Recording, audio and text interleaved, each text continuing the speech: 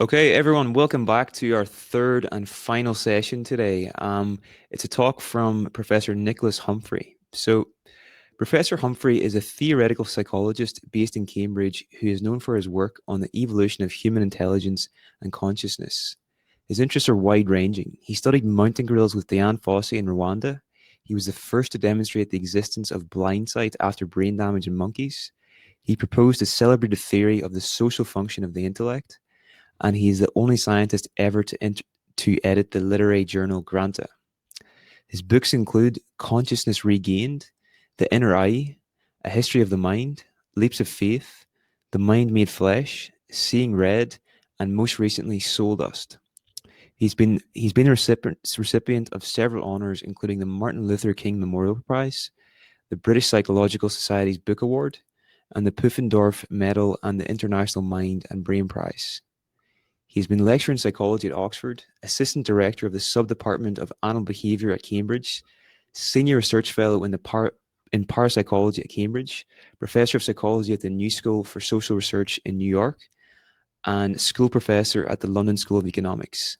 You can learn more about his work at www.humphrey.org.uk. So, Professor Humphrey, whenever you're ready, let's just get started. It's brilliant to have you on board, and I'm really excited about this.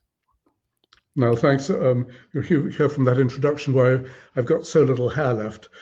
It's a pleasure to be with you this afternoon. It's not the way I'd choose to address you on this subject. It's odd to be talking about placebos at one remove like this. So as you all know, that what's really important to the placebo effect in medicine is the interaction and trust between the doctor and the patient, and of course putting this wireless connection in between us isn't the way to do that. But at least I hope you're going to listen carefully to what I say, even if you don't entirely trust me. We can come to that in our discussion. I think you can see my screen. It's the title that I gave now of the talk. It is about placebos. I am going to be talking about placebos, but I want to talk about quite a lot of other issues too. In fact, I want to share with you some ideas I've been developing over the last a few years, about how the environment we find ourselves in, moment to moment, affects the kind of people that we are, how it affects our personality, our intelligence, and our mental and physical health. I'm going to explain how we humans have evolved to, as I put it, to take the temperature of our social and material surroundings and to make adjustments to our character accordingly, so as to give us the best chance of flourishing as individuals. So I'll discuss how these adjustments can happen without our knowing it, as we respond instinctively to information about opportunities and threats in the outside world. But of course, we sometimes get it wrong. We may form a false picture of our prospects, perhaps one that is actually optimistically false. We may believe, say that a danger has passed when it actually hasn't passed, or that help is about to arrive when it hasn't, or when it isn't. And so that will indeed bring me to the subject of placebos, placebo treatment for illness, make-believe treatments that promise more than they can actually deliver, and still, as a matter of fact, often work. Here's a nice example. How could it be that spending 30 hours in the carcass of a dead whale can cure a man's rheumatism? You'll see the patient patiently setting his time out in the carcass of the whale. Well, apparently in Australia in the early 20th century, that's really what people did. And it worked. Many good cases of people coming away walking with a new free step, their rheumatism had vanished. Well, how can that kind of thing actually be occurring in our minds and our bodies? I'll come to that later, but I want to start with a story about monkeys. It's a story about a visit I made to the baboon camp in the Okavango swamp, where Dorothy Seyfarth and Robert Seyfarth did their research on baboons. That's not a baboon, that's actually a vervet monkey sitting in the trees outside the camp. Well, Dorothy came I was sitting at a table out there, and rabbits were up in the tree, chattering away. I wasn't listening especially. Dorothy came rushing out of her cabin, saying, "Where is it? Where is it?" And I said, "What do you mean, where is it?" She said, "Where's the leopard?"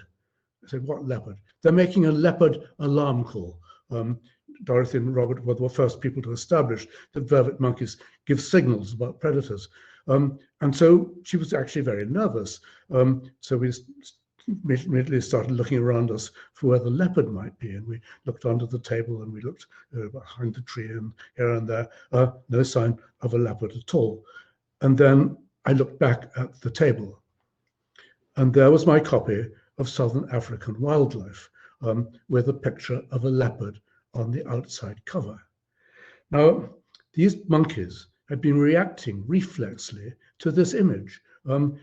It's a kind of crazy thing to do. They must have, in some sense, known that wasn't a real leopard. Nonetheless, it triggered the leopard alarm call in the monkeys, in which I'm sure there was no conscious involvement. But surely you'd think that humans don't react like that. Well, maybe they don't react like that to leopards. But how about this? Melissa Bateson, an old friend of mine, did an experiment in the lab up in Newcastle. She's a comparative psychologist. This wasn't a study of animals, it was a study of the other people in her lab.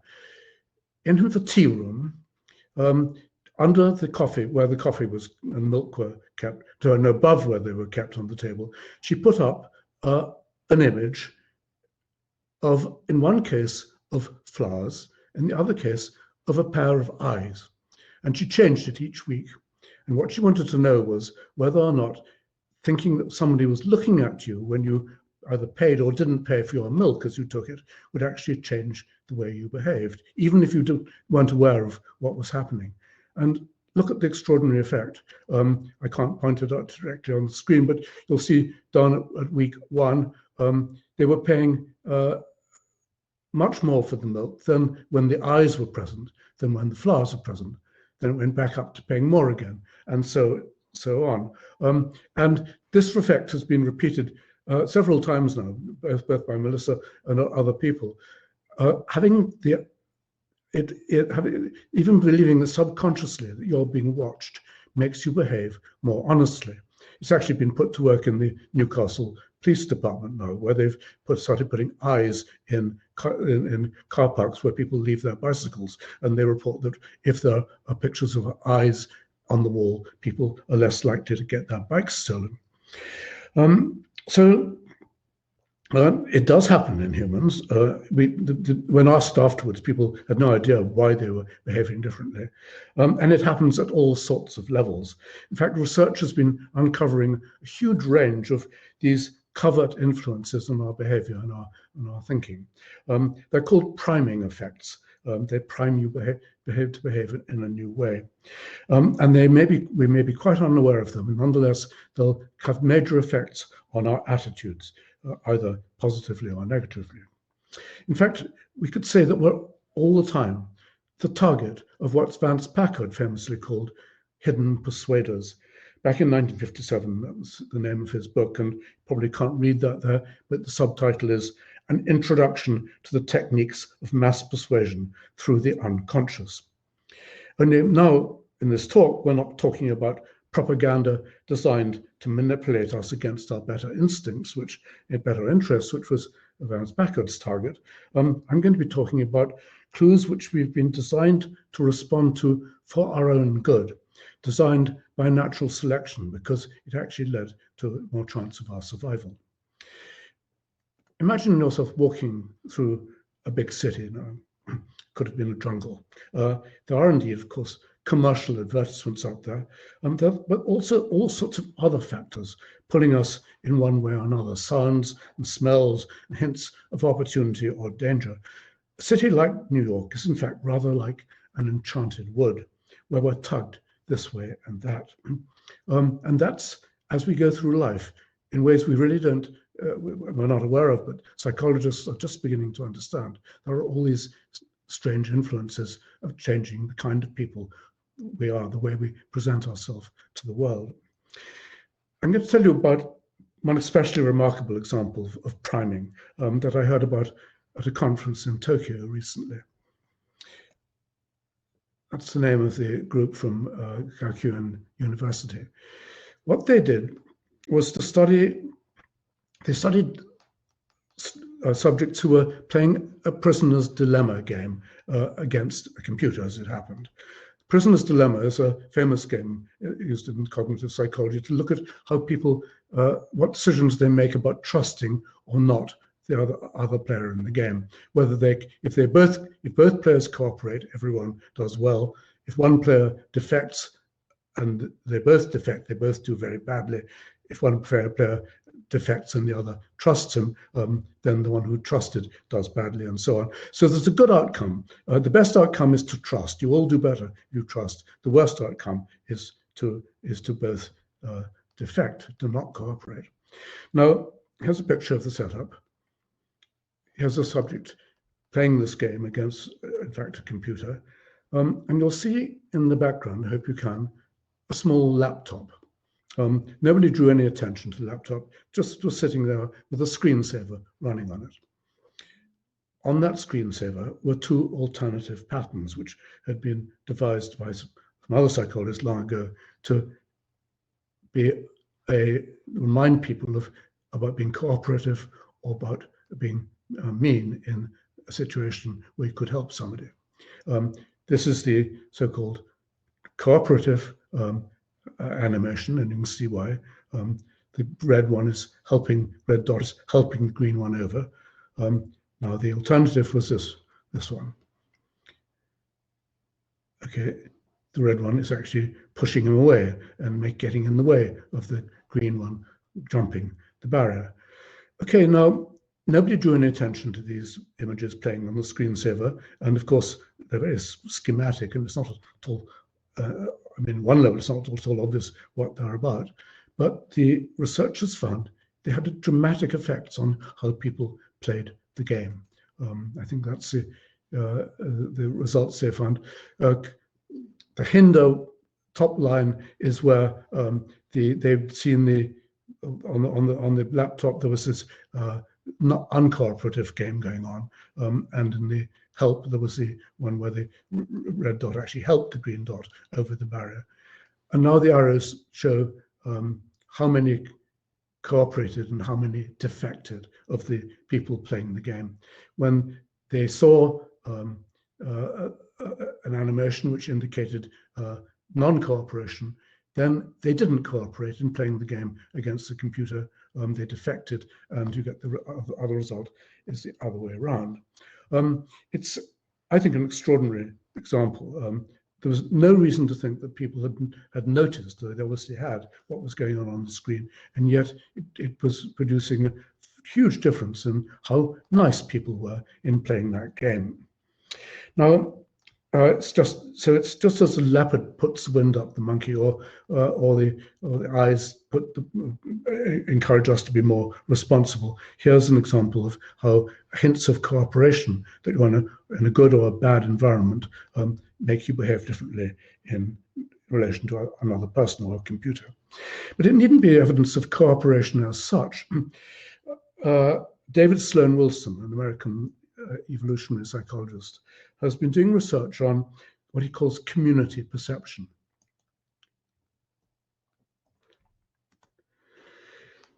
He also uses a game rather like the prisoner's dilemma to see how cooperative people are going to be in playing a game against somebody else. And again, they're playing actually against a computer. They're told, however, that the person they're playing against either lived in the house above or in the house below.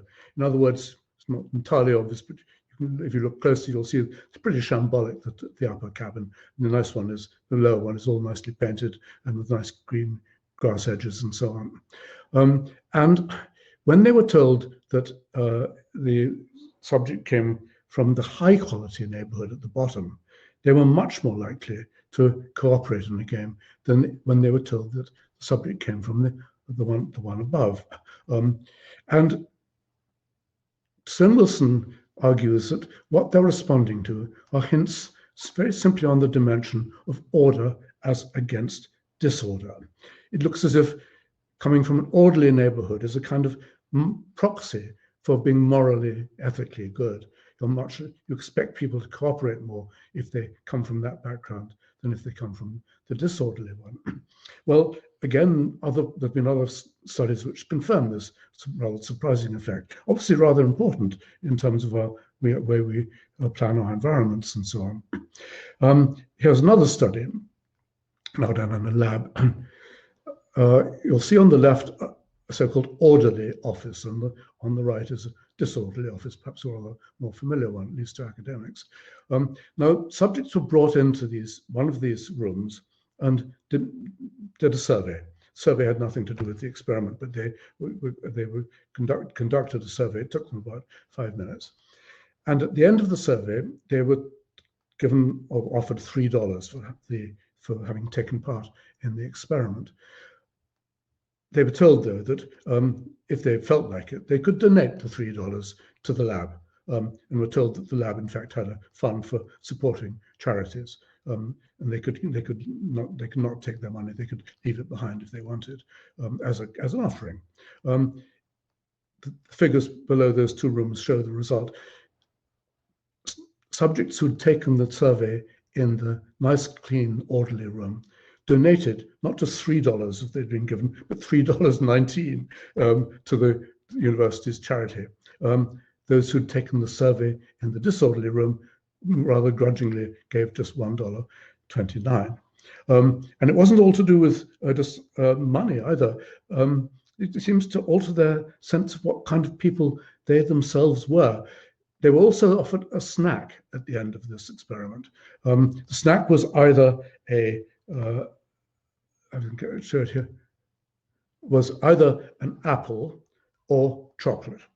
Now, apple, of course, is the thing you should eat if you're trying to be morally upright and look after your health and everything. The chocolate is what a more selfish, indulgent person would do. In the orderly room, people opted mostly for the apple. In the disorderly room, they opted for the chocolate. So another rather strange and surprising effect, and one, again, we already need to know about if we want to run our societies to produce the outcomes we'd prefer. But these priming effects aren't, of course, just about cooperativeness or about responsibility. I'll run through a few recent findings. The journals are absolutely full of them. For example, the effect of red light has on us. This is actually an exhibition from the Serpentine from a few years ago. It's well known, it's been well known for ages, that in red light we become more nervous and we also become more amorous and more risk-taking. New studies have also shown, though, that in red light we become less creative. We're more likely to make mistakes in games which require us to think hard about creative solutions. Like, for example, in red light, people are 30% worse at solving anagrams than they are in ordinary daylight. It looks as if somehow red light is biasing them or biasing the way they think about the world in general. We'll come back to what that might be about later. Or here's another rather famous example. It comes out of work on so-called terror management theory. It's been shown that if we're reminded of death, our political attitudes change. We're more likely, for example, to oppose gay marriage or to support creationism. And the way this was shown in this experiment is people were given, met by people on the street and asked to give answers to an interview about their political moral attitudes. The interview was either conducted in a neutral place or within 100 yards of a funeral parlor, as they're called in the United States. Again, nobody drew attention to the fact that there was a funeral parlor nearby. But when subjects were in the vicinity of a funeral parlor, they were much more likely to disagree with evolution, believe in creationism, to be anti-homosexual, anti-gay marriage, and generally to hold right-wing attitudes. Here's another example. What do you think that advertisement effect it has? Well, on men it probably has no effect at all, but it's shown that presenting women in the sexual stereotype can make them much more risk, and they're less risk-taking and much more boring in a way. They score worse on intelligence tests and on creativity tests if they're exposed to that sort of advertisement. It shows that research has shown that for a woman, even putting her name and her gender at the top of an exam paper can reduce her score on a maths test. Somehow being reminded of what's expected of women is covertly changing how people actually think and behave. Here's another example. I run through these because I think it's not important to show just how general these effects are. Well, here's a street full of garbage. When we see or we smell garbage, we release antibodies into our bloodstream straight away without having to actually be exposed to any infection. But more than that, when we smell garbage, we become more moralistic and more critical of other people. And when it comes to taking risky behavior like sex, for example, we're much more likely to use a condom if there's a smell of rubbish in the air. Or I'll give you one final example, it's an astonishing one, I think. Imagine we read a story about going out on the town at night. And the story has two possible endings. It either ends with the words, "The city was mine," open, optimistic view of what the city is. Opposite. I mean, selfish view of the city is. The other story, the same story, ended, "The city was ours," as if the narrator had embraced everybody else within the city. Now, the experimenters looked at the effect of hearing these two stories on how people perceive a famous figure in psychology. It's called the Naven figure. You can either read that, obviously, as an S or as a series of Fs. If you take a global perspective, you see it as an S. If you take a much more focused view of bit by bit, you see the Fs. The people who had heard the story saying the city was mine were much more likely, on first seeing that, to report the letter F. The people who had heard the story, the city was ours, were much more likely to immediately see the S. It's such a tiny effect. It created obviously only over seconds in a way by those two sentences, was changing the way people see the world, either globally or narrowly, either generously or as selfishly. Well, as I said, these findings have been tumbling out of the research labs. There's been quite a lot of controversy about them, and some of the results haven't held up. But of course, that's true in science. Most of the ones, certainly the ones I've talked about, are pretty solid. The question is, it's all very exciting. How can we make sense of it all? Well, if we take the examples one by one, we can likely come up with ad hoc explanations as to why each of these things I've described or why that response might have been adaptive, might have been evolutionarily successful. For example, let's say, why should we be anxious in red light? Well, I think there's quite a good explanation. It's one I've certainly used in some of my other work. I found that monkeys don't like red light, for example. And I think the reason is that red light in nature is associated with danger. It's the color of the sky at dusk and dawn, where you're at much more risk from predation and you're much more risk from accidents because you don't have such good and clear view of things. It looks as if our ancestors long ago learned that red light was a risky environment as against blue. Take the next example. Why should we release an immune response when we see or smell an illness? Well, quite clearly, it's because in the past we've evolved to realize that there's a greater infection risk, and therefore we should basically put on our masks and behave in social distancing ways. Each of these things you can explain with a local explanation like that, but I think we deserve a grander theory of how all these effects fit together. And in the next half hour, I'm going to try and give you one.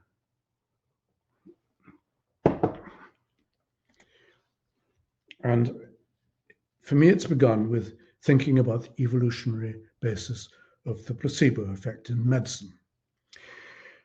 Placebos, I think, are in fact a very special case of priming by environmental cues. We only have to be given the hint that we're in a healing environment and we change our own health profile in appropriate ways.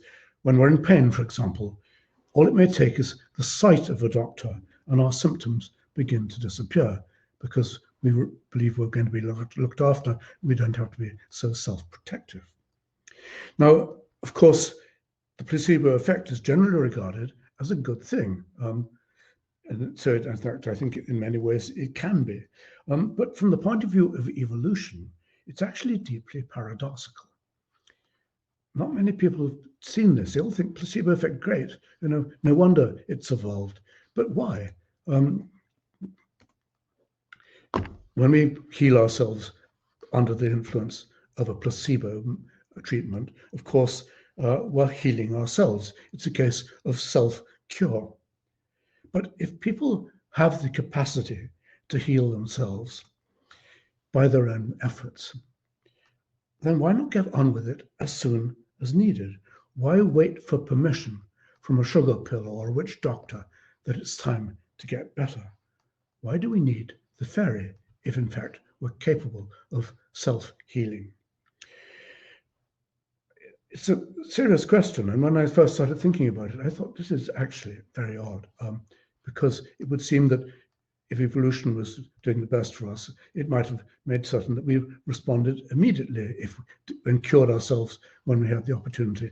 We wouldn't have to wait for permission from someone else or from some other signs of that we were being treated.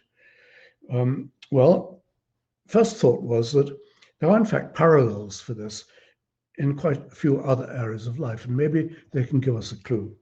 In fact, it's really quite common for people to withhold resources even when they might do better to spend them. So let's look at some of those examples. Well, here's a nice apocryphal one. Let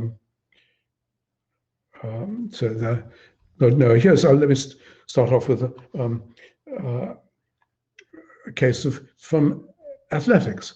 When athletes are running a marathon, for example, they may reach the end of what they can do and collapse from fatigue, when in fact their muscles still have significant reserves left in them. They could have finished the race and gone on, and in fact finished it much faster than they did.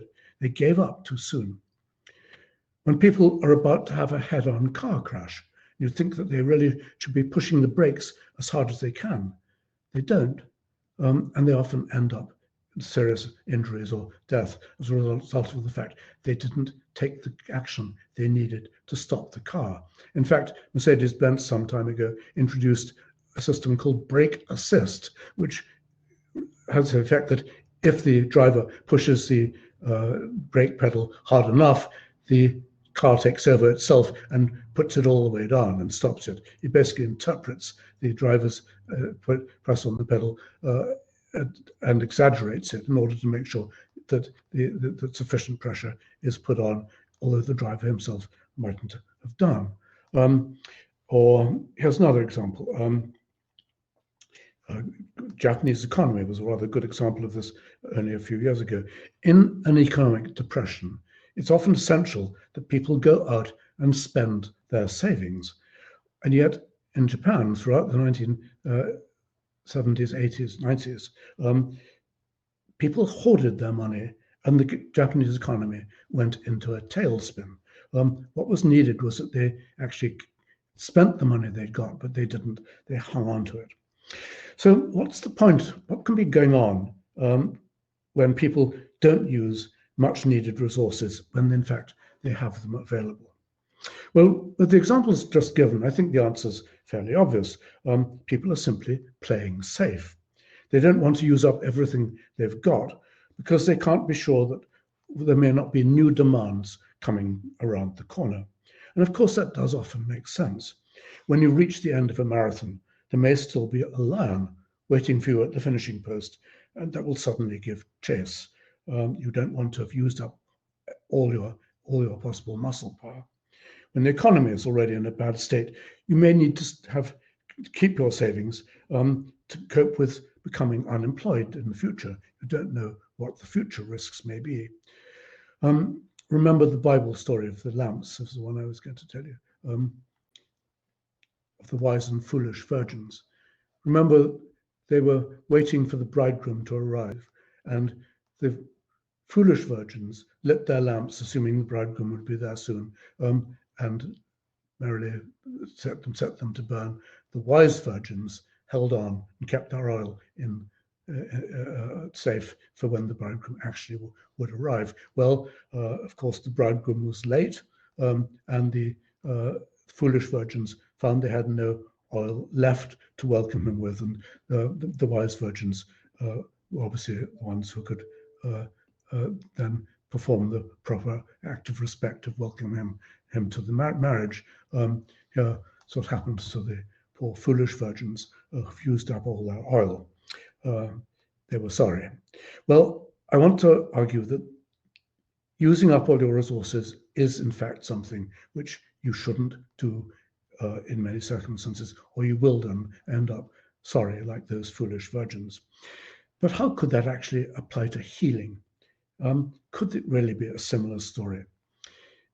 If it is, it would seem to imply that getting better, immediate cure of yourself, isn't actually always in your own best interest. That's not. Most people wouldn't see quite why that would be likely to be true, but actually, you don't need to think long about it to see why it often would be. First, of course, there may be benefits as well as costs to remaining unwell. Many kinds of sickness are actually evolved defenses against more serious illness. Pain, for example, stops you causing yet more damage to your body. Fever, although it's very uncomfortable for you, helps kill off parasitic bacteria, and therefore prevents you from becoming still more sick. Vomiting, of course, is an obvious example. You vomit it up and it's a horrible experience for you, but you're getting rid of toxins in your body. Now, these defenses obviously are ones you should, you don't want to do without them. You don't want not to have the pain or not to vomit or not to have the fever, because actually you're benefiting from it. In the case, let's say, of a boy in pain, I've drawn it on a graph here. You can see, does that work? Yes, I think maybe you can see my pointer there. There's the boy with his injured knee. The benefit of the pain is quite high because it stops him moving around and possibly doing himself yet further damage. And the cost of the pain to him, it's nasty, but it's not so bad. So the benefit exceeds the cost. But okay, that's one example. But second example is that the costs there are actually costs as well as benefits to using up your own resources to heal yourself. When costs of an immune response, for example, are quite considerable. When you have even a mild cold, your metabolic rate goes up by 15%. It's also your immune response is using up precious resources, particularly carotenes, which are quite difficult to acquire in your diet. And the more you mount a stronger immune response, less you have left, and the longer it's going to take you to actually build up the reserves again. So in the case, let's say, if you have a cold in winter, when at least in the past, the possibility of replenishing your immune resources would have been relatively low, because you want sunshine and you want good diet and so on. You want exercise, all get your immune system going again. In winter, you can't. The costs of the immune response when you are sick in winter may be considerably higher than the benefits you'd actually get from not having the cold.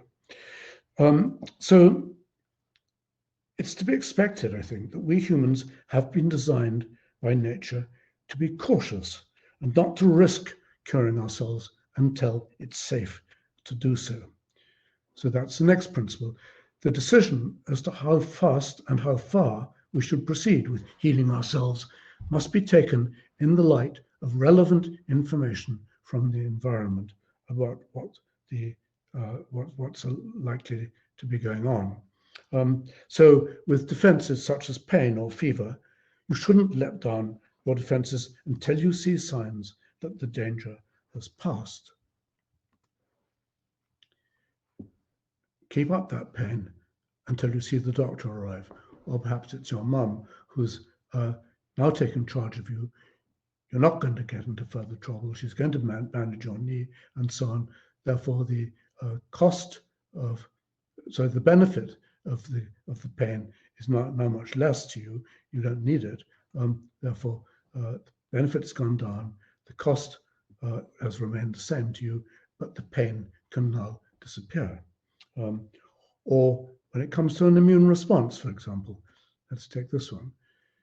Again, you've got a cold in winter, and you shouldn't use up your stock of ammunition against the infection unless and until you know there's the possibility of replenishment and also of not having likelihood of a new infection. Well, one good environmental sign for that is sunshine, spring coming, flowers coming out, the leaves coming back on the trees, and so once if you have signals that the environment is less threatening in terms of depleting your immune resources, then the cost of you mounting your immune resource, mounting your immune reaction is rather less. You can replenish your reserves. The benefit now of getting better is the same, and your immune response can now go back to the maximum level, which really will get rid of the illness. Now, this experiment tells us something else, something we could indeed have guessed, that fake information will be just as good as real information in changing the way you manage, say, your pain or your immune response. I'm going back one up there.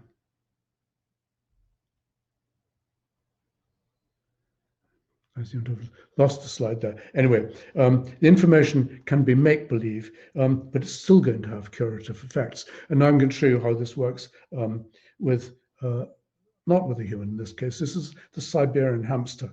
An interesting experiment was done with the hamster. Two groups of hamsters were kept in a lab on different daylight cycles, which either indicated that it was winter or that it was summer. And then they were both given an injection of a pathogen, which was going to make them sick. The animals which were kept on the daylight cycle, which indicated it was winter, they mounted simply a very low level immune response, a kind of a holding response, and they didn't in fact cure themselves of the sickness. Those who thought it was summer because they'd been tricked by the daylight cycle to think it was summer, then in fact they threw everything they'd got against the illness and they mounted a full-scale immune response and got better quickly. Now, this experiment tells us something else, which is there's my slide I wanted, that the relevant information may be make-believe and it's still going to have effects. For the hamster, this of course was entirely a placebo effect in a way, because they were both existing at the same time, in the actual same time of year, but they were made to believe that they were either in winter or in summer. And it's not just for hamsters, the same is going to be true for us as well. Here, for example, I showed the effect of mother love in reducing a child's pain, but it doesn't have to be a mother who's a genuine source of tender, loving care. It's going to look after the child, make sure he doesn't get any further injury. Giving him a balloon, which tells him that someone else is looking after him. Great God, Elmo is going to smile on this child and keep him safe. That can equally reduce a child's pain. And these are real effects. I mean, we're all familiar with them, actually. Or here's another example, going back to that immune response. Genuine sunshine is a signal that it's safe to mount an immune response. You're less likely to have a future infection coming. You're more likely to be able to replenish your reserves. And so even if you're given fake information about summer being here, some bottle you can buy in some expensive store, which tells you that it's effectively going to bring sunshine back into your life, that too will allow you to mount a large immune response. So, as you'll see, these are the very effects that seemed paradoxical to us. These are placebo effects. What placebos do is indeed to give us the belief that we're on the mend, that we're in safe hands, even if we really aren't. So the paradox of placebos actually makes sense. But much more, I think the placebo effect throws light on the whole way we've evolved to naturally manage our health, the existence of what I've called the natural health service, managed by what I call the health governor. What your health governor does is to perform a kind of economic analysis of what the opportunities and the costs of cure will be, what resources you've got in reserve, how dangerous the situation is right now, what predictions you can make about what the future holds. So it gathers and takes in environmental information, makes the forecast, and adjusts your healing resources accordingly, according to what the prediction is about what you can afford to do at that point. So let's say it gathers information about risks of infection, energy reserves, social support, what season it is, signs of injury on your body, and so on. It then makes a weather forecast about what you can expect down the road. And that health forecast is now used to adjust your health plan, how you use your sickness, whether you how you use defensive symptoms, whether or not you mount an immune response, whether you go looking for help from other people, and so on, and all the sickness behaviors, like whether you put yourself to bed and reduce your workload, etc., etc. These are made in response to the health plan, which you've deduced from looking at the environmental input. So let's consider the response, for example, to a pathogen, to a bacterium, for example. Okay, you're going to mount an immune response, other things being equal. But in winter, when you've picked up that conditions are likely to be tough, then in fact your immune response will be downgraded. And that's why, in fact, colds last much longer for us in winter than they do in summer. By contrast,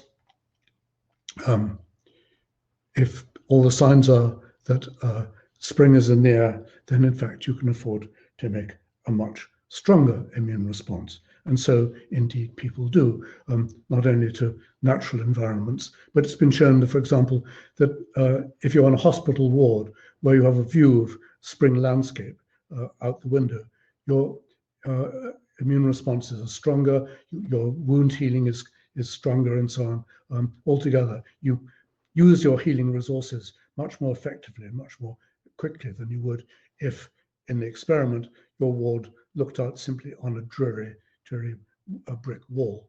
In those cases, the patients apparently interpret it as a bad environment and therefore hold on to their resources, don't release their immune resources. Or a doctor can have the same kind of effect.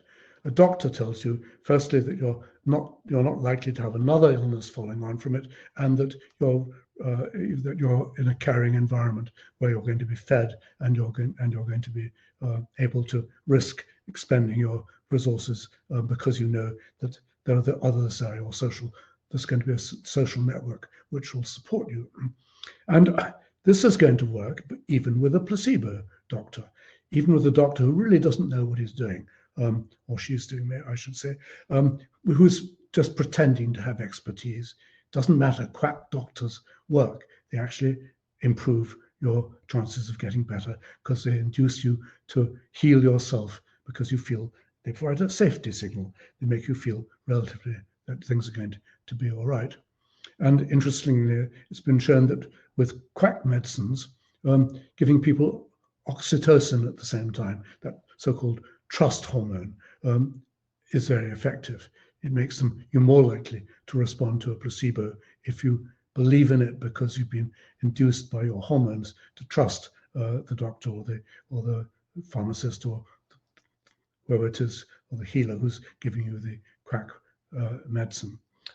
Nonetheless, it still will work. The opposite effect. Oh no, here's one I wanted to mention, an interesting one.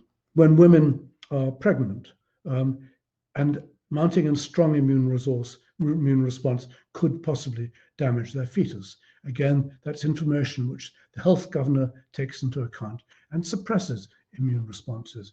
You're less likely to heal yourself quickly from a cold or the flu if you're pregnant than if you aren't. And the reason is you're protecting your unborn child.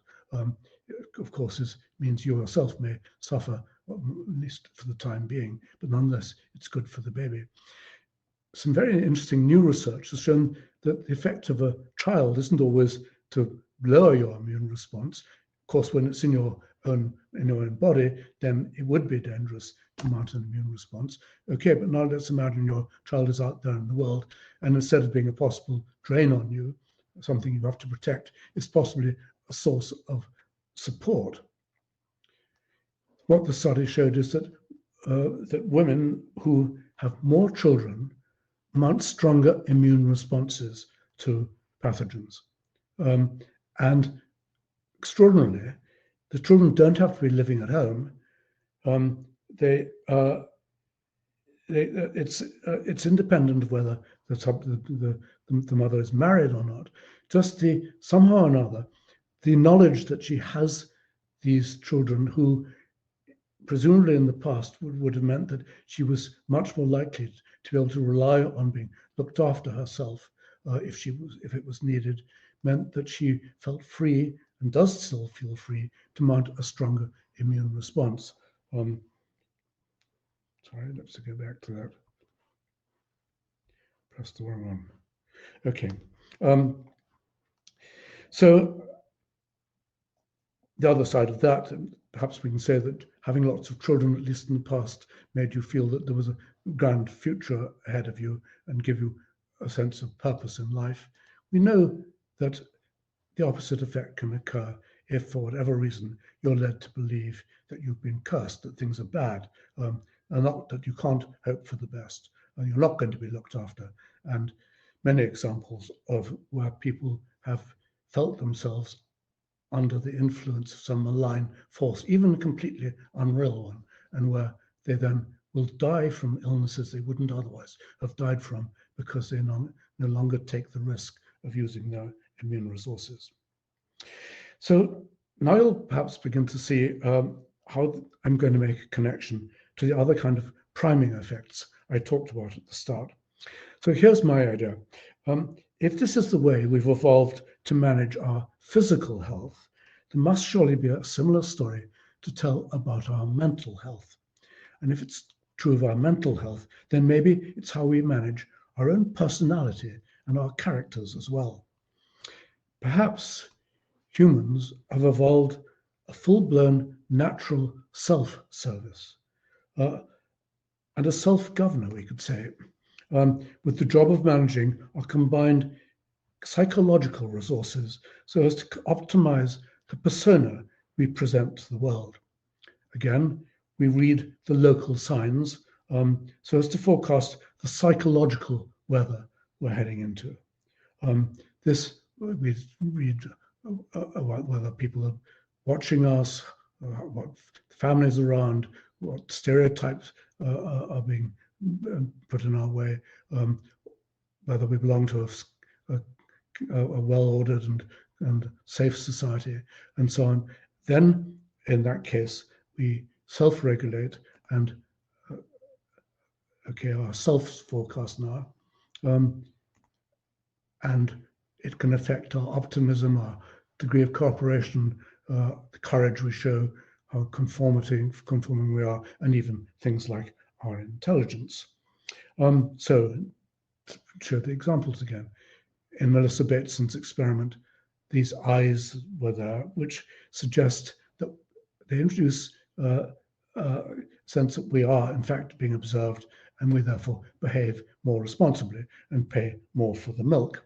When in that experiment with the animations, we saw out of the corner of our eye that we were in an environment where people weren't going to be likely to behave well to each other, then in fact our trust in other people goes down, and in the game people were more likely to defect rather than cooperate.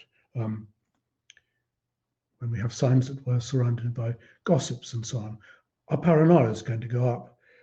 All these may be quite unconscious influences. We don't need to be clocking these things on our environment for them to be effective in changing the kind of people we are.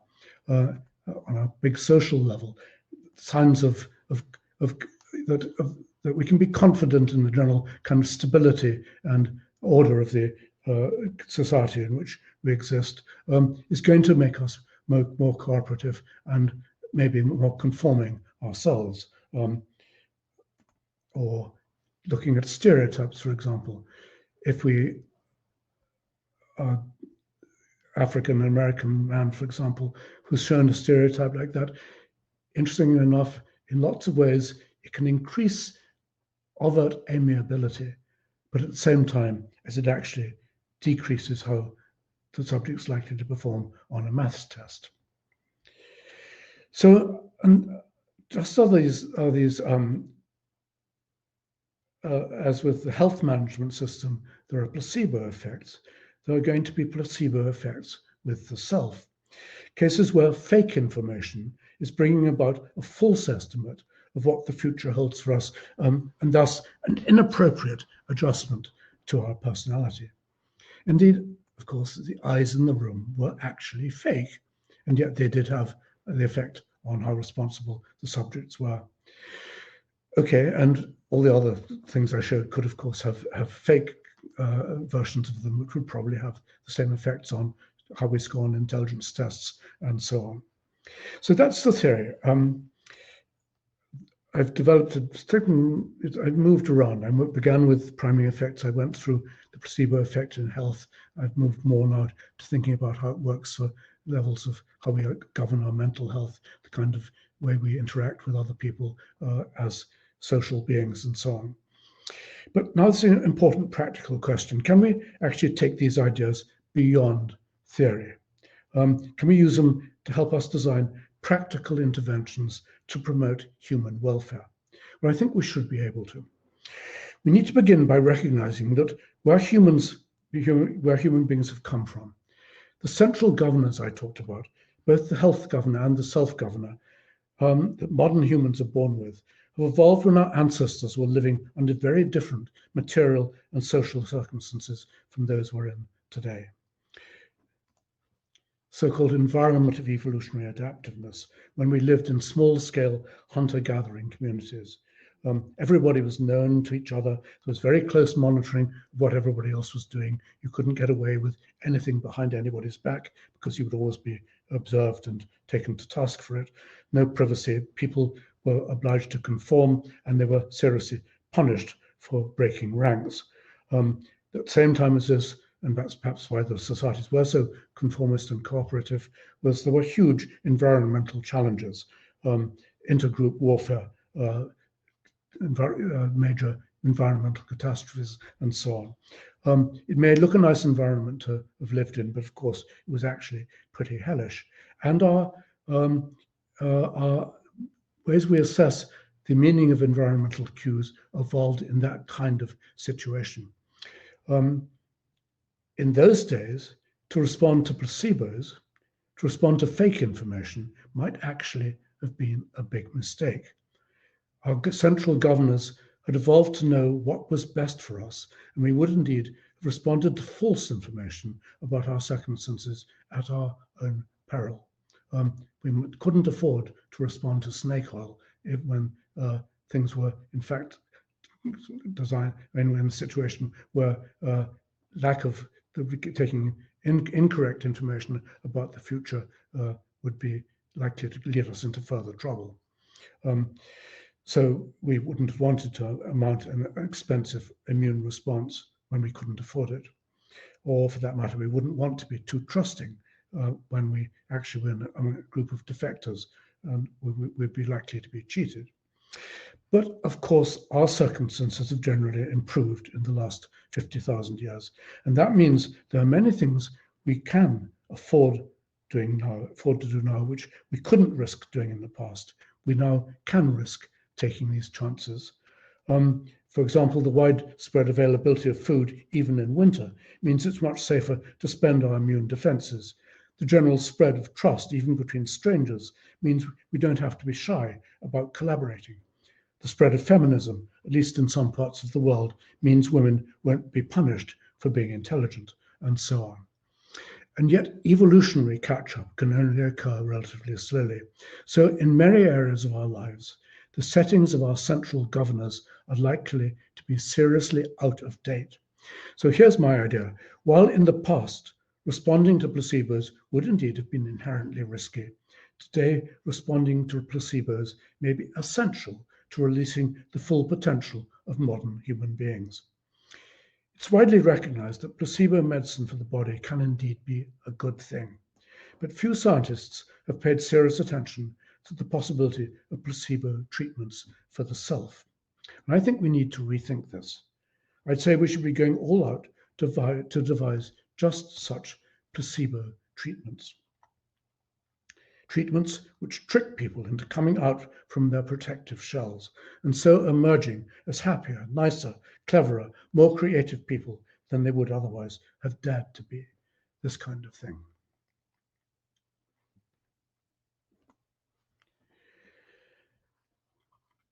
But let's not stop at placebo posters which give people the idea that their chances are actually likely to be good if only they'll let their guard down and go for them. We should, I think, be developing placebos at all sorts of other levels. Placebo architecture, placebo schools, placebo religions, placebo art, placebo clothing to bring out people's hidden potential.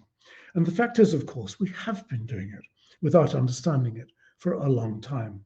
In fact, I'd say that many of the most revered monuments and institutions of our societies function as placebos, helping to manipulate physical and social health. Here's, of course, a famous example, Stonehenge. Stonehenge is now believed by many archaeologists was actually a kind of hospital. The blue stones at the center of it came, in fact, from the Preseli Hills in Wales, where they'd long been revered as curative stones. People went to them to touch them, and they were transported to Stonehenge in order to add to the curative effect of this grand hospital environment.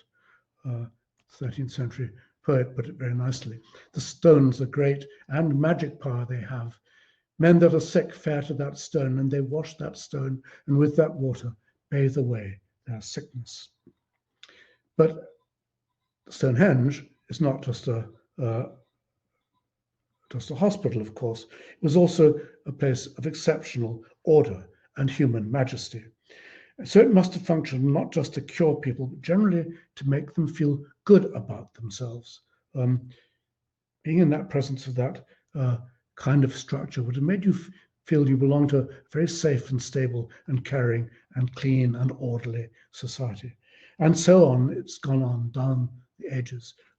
All these monuments must have had the same kinds of effects on the people who lived alongside them, making them feel that society was a safe and responsible place where they could cooperate, they could trust, and they could, in fact, afford to do things which in the distant past they probably wouldn't have been able to afford. Hunter-gatherers can't afford to live the kinds of lives which people lived under the pharaohs or in the Taj Mahal.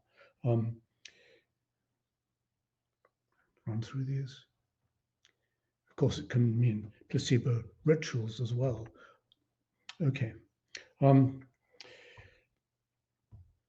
Now, you may think this is all getting a bit hand-wavy and so on. So question is really, can these ideas be made more formal in some way? I've developed them pretty much as a kind of descriptive level, and I was glad to find that, in fact, some mathematicians at Bristol actually tried to model them in a mathematical model to see whether, for example, my ideas about why we get placebo effects which either upgrade or downgrade our immune system could actually be working. Well, I'll just read their conclusion. Based on an argument put forward by Humphrey, 2002, it seems a long way time ago now, we present simple mathematical models of the placebo effect that involve a trade-off between the costs and benefits of allocating resources to a current problem. These models show why the effect occurs and how its magnitude and timing can depend on different factors. We conclude that a deeper understanding of why the placebo effect exists may allow it to be invoked more easily in the future. Well, I'd hope so. Okay, but now have I got a few more minutes? Can you tell me? Unless you intervene, I'm going to spend.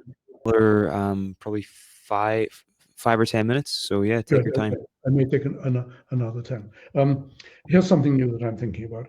I said that the health and self-governors are evolutionary, very ancient. The rules they work by are likely to be hardwired into the brain. Nonetheless, it would be surprising if there weren't at least some possibility of learning by experience. So it's modifying the relations, the forecast you make on the basis of some things you've discovered for yourself, not just inherited from your evolutionary past.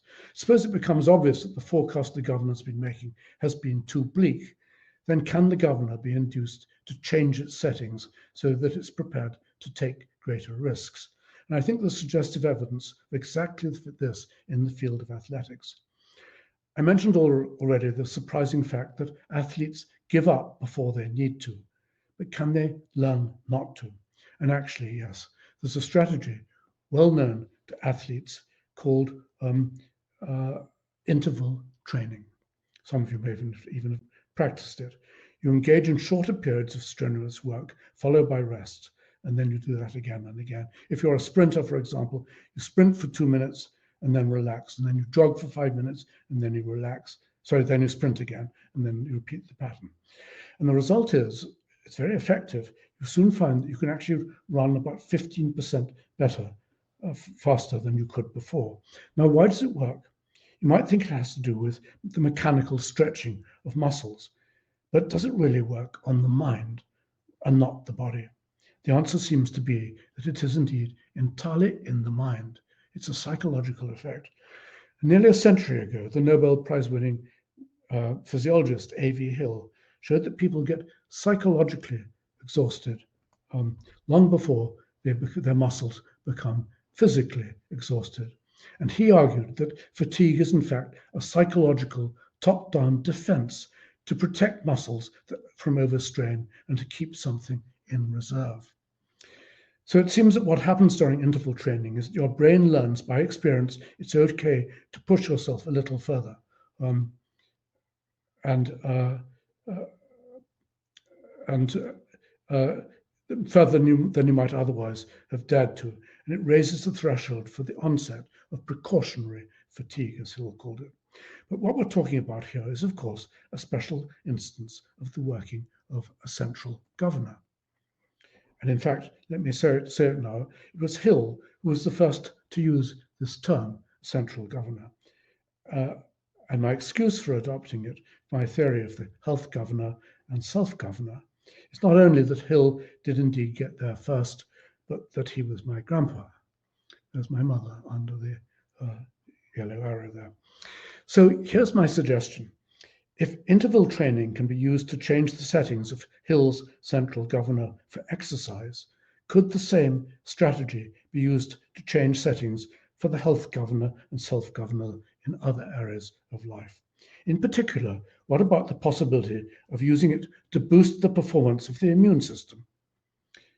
If people are not deploying their immune resources to maximum extent, Could we teach them by a similar schedule of exercise for the immune system that it really is safe to do so?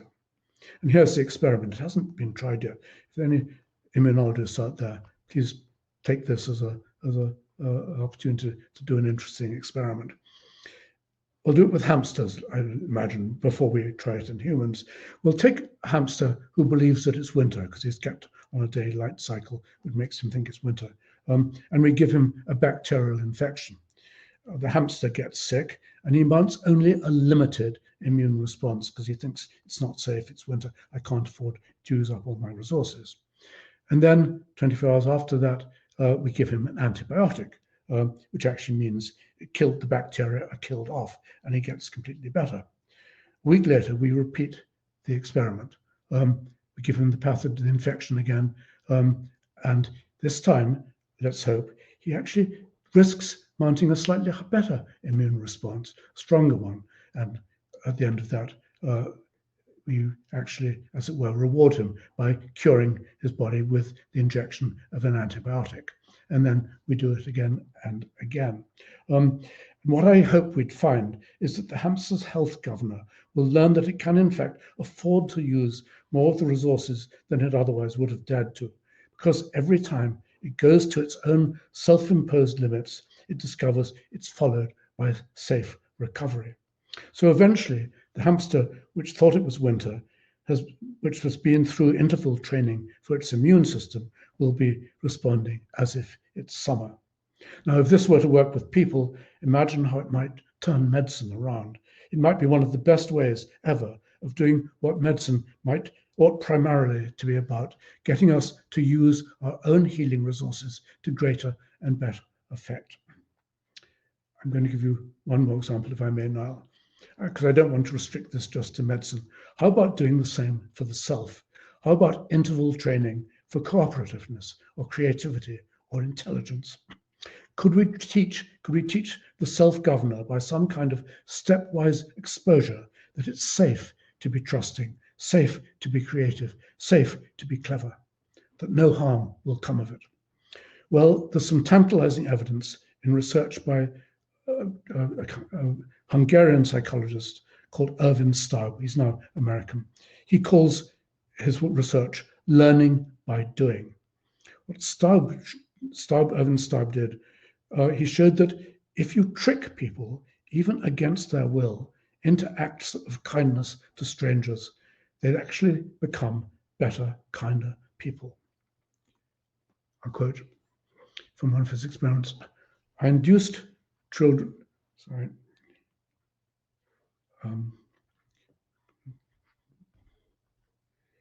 find that again. I induced children to engage in helpful acts and found that afterwards they helped and shared more. Children who taught a younger child, who wrote letters to hospitalized children or made toys for poor hospitalized children became more helpful on later occasions than children who spent the same time in activities were similar in nature but not helpful in others. In other words, what Staub was doing with little children was tricking them into being kind, and the effects were brilliant. They actually became genuinely kind. And I'll end with one last example of this. My sister and her husband lived in a house in Camden Town, which, when they bought it, had an old lady living in the basement. She was a sitting tenant, and of course, she stayed on. She's an old and rather incapacitated woman who had a problem with cleaning herself. And for example, when she'd gone to the lavatory and had a shit, she couldn't actually clean her bottom in the way she wanted to and was determined that should be done. So what she did, she would go to the window of the downstairs flat and knock on the window with her stick. Passers-by coming along would look down and see this sweet old lady knocking on the window with her stick, and think she needed help. So they'd open the gate, go down to see what she needed, open the door, and find out that actually what she wanted was to have her bottom wiped. Well, almost everybody did. They helped her. And my sister would watch from an upstairs window as these people who'd been tricked into an act of kindness wandered on down the street, holding their heads high, apparently feeling really good about themselves because they had been induced to be better people than in fact they probably believed that they actually were before they'd undertaken that particular, been tricked into that particular example of it. So I'll end the talk there because I have more things I could talk about. In fact, on your slide handouts, you'll see some other issues I might have raised. But let's end with Nellie and the wonderful effect she had on people who passed down the street and were induced by a kind of placebo treatment to be better people. So thank you. Professor Humphrey, that was a fascinating presentation. We've got now we'll take a 5 minute break, and then we're going to come back for 15 minutes of Q&A. So everyone will be back in 5 minutes, and Professor Humphrey will see you again then. Okay.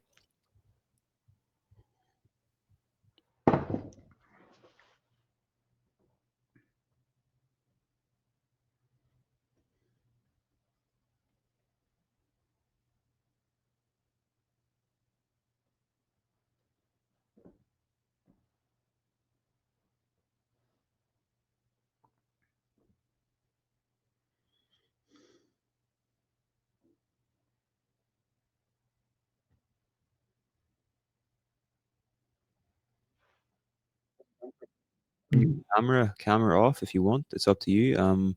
If you go to the demo and then go to the bottom of the screen, you should see a webcam. Okay, I'm okay. I'm going to can sit here for 5 minutes. Okay, no worries. So you're going to collect the questions. Is that right?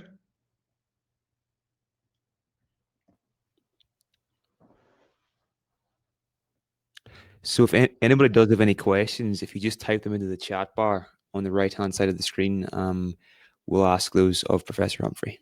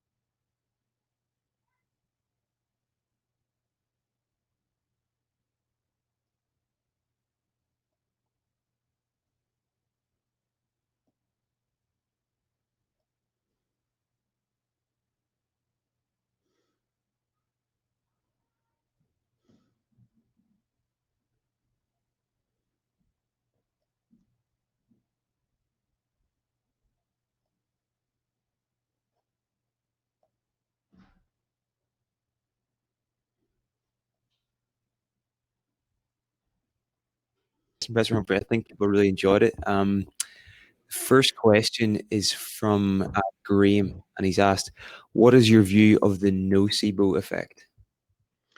Well, I think the nocebo effect is entirely to be predicted because it's a case where people are given information that their prospects are worse than they really are. And of course, what they then do is withhold their own healing resources. So I think they're a complete mirror image of each other. Both of these effects, nocebo and placebo, are part of the general way in which people manage their own health system by taking account of environmental information. If it's falsely positive, it's a placebo effect. If it's falsely negative, it's a nocebo effect. And very important, I think, to know about, at the beginning of the COVID pandemic, I wrote to a friend of mine who runs a nudge unit at Downing Street and said one thing I was really worried about was that the locking down with panic buying, supermarket shelves empty of loo paper and resources, etc., would be very like putting the hamster on the daylight cycle, which made it think it was winter. It would suggest to people that things are looking really bad and that you can't afford to take risks with healing yourself. Because in an environment of real shortage and panic and social isolation, you're in fact in a very dangerous situation, and therefore you'd expect it would make people down-regulate their immune response. And so I said, look, you may end up with fewer infections as a result, but people are going to be less likely to get better, precisely because of the psychological state you've induced by these lockdown measures. He didn't reply to it, and I don't think anyone paid any attention to it. But nonetheless, I think it's a serious kind of issue. I think public health people, and as well as politicians and hospital doctors, need to be more aware than they are of the psychological effects their treatments are having, and to realize that it doesn't, scaring people is going to make them less likely to allow themselves to get well. Now, it could even be, people wonder why less people are dying of COVID now than were earlier on. It could be because the lockdown measures are not so severe. People have got used to the idea. They don't frighten them to the same extent that they were, and they actually know there's plenty of loo paper in reserve. I mean, this is a semi-serious suggestion. People are looking for all sorts of other explanations for why people are getting better from COVID now than they were. I think it could be that they're more prepared to use their own immune systems to self-heal. Wow, that's a really interesting perspective. I hadn't thought of that. Alexandra has asked, related to the idea of eyes on you, what might be going on with people who ignore everyone and talk and sing to themselves out loud in public and are not schizophrenic? Is this a form of disassociation? Is it a form of self-regulation when they experience the environment as threatening due to past traumas, for example? You mean people who go happily down the street smiling and whistling under all difficulties? It's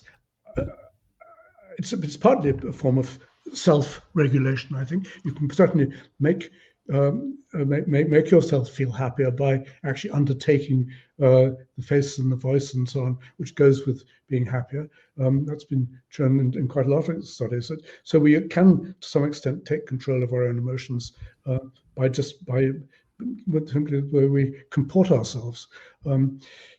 I don't think it's a form of schizophrenia. It depends what she's talking about. I don't know whether she was thinking of people who actually behave as if the rest of the world didn't exist, or that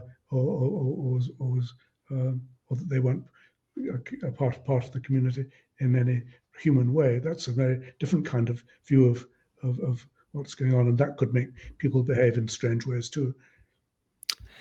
Has knowing what you know about placebos influenced how you approach your own life in any way? Has this changed your behavior at all? Yes, I'd say it has. I mean, I try and uh, uh, persuade myself that medicines are going to work. Interestingly enough, there's new research which shows that even if you know something is a placebo, it will still work, which is really quite unexpected in a way. But it was first discovered by Fabrizio Benedetti in Italy, who does research on placebos. He found that even when he injected himself after he'd had painful,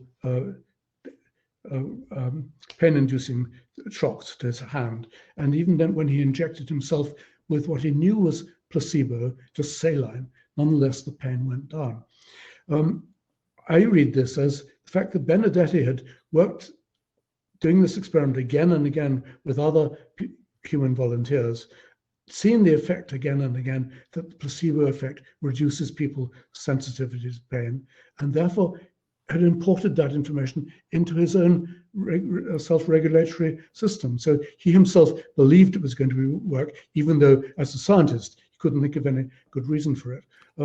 It's been shown in other clinical trials, for example, that placebo treatment, especially for irritable bowel syndrome, for some reason that's the one people have concentrated on, it works even if people are told it's a placebo. But what they're told is not just it's a placebo, they're not told it's a fake medicine. They're told this is a medicine which actually will cure, it's likely to cure your illness. We've got lots of experimental evidence for that. We don't know how it works, but it works. Right. And then the placebo effect will work. It's rather important. I mean, doctors have often been rather cagey about prescribing placebos. They weren't in the past, but more recently, ethics committees have said that we really must not tell lies to patients. And that's meant they're less willing than they would have been in the past to give very effective placebo treatments. If they can now put this phrase it in a different way by using just that kind of language, this is placebo treatment. It's been known to be effective. And we're giving it to you because we hope it'll work for you too, even though we don't understand why. It will work. That's incredible. I was actually having a couple of drinks with a friend the other night who's pregnant, and she's obviously drinking non-alcoholic. It was non-alcoholic prosecco, and she was saying she was feeling like she was feeling a bit drunk, just from it must have been the environment or something. I'm not sure, but yeah, it's powerful. You mentioned interval training for the self-governor, or you mentioned an example of that. Have you got any other practical ways people could maybe implement that in their own life? Well, that's just what I was thinking about now. I mean, I don't know. The only example in the scientific literature, this is in fact in case of actual practical sporting literature, is the one with exercise. But if the reasons, if my account of why it works is anything like right, it ought to be transferable to a whole lot of other situations. That's just why I thought out that experiment of interval training for the immune system. No one's yet thought of doing it, but it would be a very simple and cheap experiment to do. And as I said, it's what medicine ought really to be about, and medical research too, is trying to harness and exploit our own health, our own self-healing resources. It's a kind of research which doesn't get easily funded by major pharmaceutical companies for obvious reasons, because it's going to undermine the market for drugs. 100%, 100%. Okay, so we've got a question from Alison here. Could this hypothesis go some way towards explaining why colds are more common in the winter? In other words, people allow themselves to become more susceptible and the colds linger longer, making it more Yes, likely they will infect others. there's no question there's no question that that's true, and I think this theory is at least a good way of saying why it should be true. And as we've seen, there are in fact animal models like the Siberian hamster where it's actually been tested. Very interesting. We've got But one here. the interesting thing, to go back to the point I made, humans are very sensitive to other cues than simply the season. And so all sorts of environments could be interpreted by our ancient health governors as being the equivalent of a threatening winter environment. Prison, for example, or unemployment. They're all going to have the same sorts of effects. And there's lots of epidemiology showing how when somebody loses their job, they start suffering all sorts of physical illnesses. And I'd say it's not that they're catching more, it's that they're not allowing themselves to cure themselves because they don't feel good about the future. Wow. Okay. We've got one here from Frank. Is Sir Roger Bannister's running the sub 4 minute mile, or I think it was sub 5 minute mile? I'm not sure, but No, is this an no, it's a example of 4 minute model. 4 minute mile? Okay. Yeah, 4 minute, yeah. Is this an example of overcoming psychological fatigue? Well, yes, presumably it must have been. I mean, what training has to do with this persuading? It's not just about increasing the strength or length of your muscle fibers. It is to do with managing your own attitude towards pain and stress and so on. I don't think Bannister used interval training. I don't think people had discovered it at that point. And of course, Bannister's 4 minute mile has now been superseded again and again by modern athletes, probably not in some sense as great athletes as he is, but have got much better training regimes, which have allowed them to build and go even further. Bannister, interesting enough, as perhaps you know, he's a neuropsychologist at Queen's Square, and I've talked to him quite often about these issues. Right. Okay, so we've got one from Toby. Giving the suggestions of your work and the work of thinkers such as Daniel Kahneman in identifying the effect of an infinite amount of external stimuli on us and the consequent confabulatory explanations people give for making decisions and actions, do you think free will is an illusion? I That's a question which goes far beyond discussion of the placebo effect. I don't think free will is an illusion in the sense that what I understand by free will is that we can do what we want. And the only condition under which free will is constrained is when we're in shackles. It's basically, I don't think that there's anything deeply going on at the level of physics, which means that we're somehow able to overcome physical determinism. But what I believe is that what I'm saying when I say I'm free to move my hand or to say what I want or whatever it may be, what I mean is that I have a control over this which no one else has. No one else can move my hand. No one else can speak my words. Therefore, in that very important way, they are my actions. And it's for the very fact that things belong to me, which means that I effectively can count on free will. But that's not answering the question at the metaphysical level. It's answering it at the psychological one. I think no question people have and believe they have free will just for that reason, that they can and often do behave in the ways they wish to, overcoming any possible external constraints. Okay, that was an easy question for you towards the end. Let me see if we've got quite a few. We've probably got time for one more question. Let me see. We've got quite a few here. We've got one from Ruth Freeman. She's asked, why do human beings gravitate towards order, do you think? Well, it's a very interesting question, but I think it is a proxy for a well-managed and stable society. I mean, it's at lots of levels. I mean, it's also cleanliness is clearly correlated with good health and absence of pathogens and infection and so on. But order produced by simply upright posture and well-managed physical actions is again a sign of good health, which we should seek, and we want to be in the presence of other people who behave like that. But at the level of society, order takes management, cooperation. It requires the absence of cheats and people who are going to undermine it and so on. And therefore, order, whether it's level of the pyramids or Stonehenge, I think is a very good sign that we're living in an environment where we can count on things remaining relatively stable and can count on support from others if we fall. So I think it's a very reasonable assumption that order should be correlated with good health.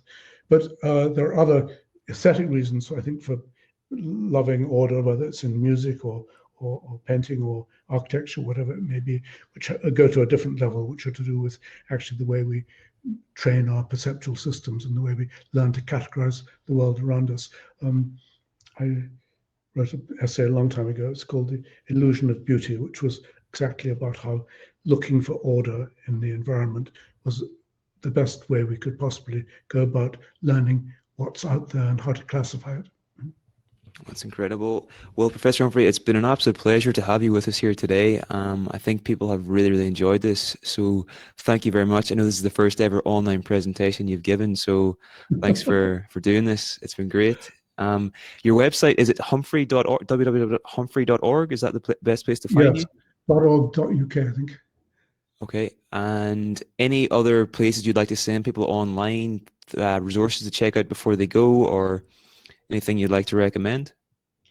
We made a film about the placebo effect. I think I sent you the link for that, did I? I think that was included in the reading recommendations for this. May have been, yes. One was a major film made for Discovery Channel, which I think is terrific. That's a full hour-long film. And then a very nice little video made for the Royal Society, which is 5 minutes. I think I sent you both those links at some point. I think that this was back in March when we were doing the original event. So I mean, I think the Discovery Channel film, I think it's several, it could many in 2006, I think, but I think it stands up very well. It's got some extraordinary examples of just how effective placebos can be. Brilliant. Well, Professor Humphrey, thanks again. It's been a pleasure, and I hope you enjoy the rest of your weekend. And you too. Thanks to everybody. Thanks everybody for tuning in as well. Just for supporting the project. I really appreciate it, and I hope to see you guys at a future event. Enjoy the rest of your weekend.